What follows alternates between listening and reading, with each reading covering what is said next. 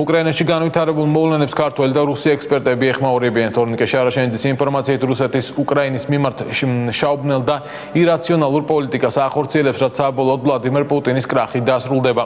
რუსი პოლიტოლოგი სერგეი მაგდონოვის განცხადებით ის, რაც დღეს ყირიმში ხდება და რაც 2008 წელს საქართველოში მოხდა საბჭოთა კავშირის დაშლის შედეგია.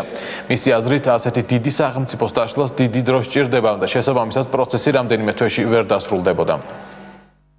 უკრაინას ყავს ამ ეტაპზე კვლავაც არჩეული პარლამენტი, რადა, რომელიც აბსოლუტურად ლეგიტიმურია და ამიტომაც ყველანაირი მცდელობა მოსკოვის მხრიდან რომ გამოცხადოს უკრაინის მთავრობა უკანონო და არალეგიტიმურად რომელიც ჩაგრავს ვიღაცების უფლებებს, ყირიმში რუსების, ეს რომ სიცრუეა, ბუნებრივია, ამას ყველა ხდება მთელ მსოფლიოში. Происходило в Грузии то, что происходит. მე ვფიქრობ, რომ ის რაც დღეს ყირიმში ხდება და რაც 2008 წელს საქართველოში მოხდა, საბჭოთა კავშირის დაშლის შედეგია. ცხადია, ასეთი დიდი სახელმწიფოს დაშლა საკმაოდ დიდი დრო სჭირდება.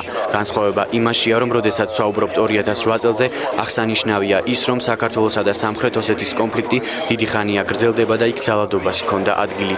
რაც შეეხება ყირიმს, იქ მარტში რეფერენდუმია დაგეგმილი, სადაც ყირიმის უკრაინიდან მთლიანად გამოყოფის საკითხი არ დგას.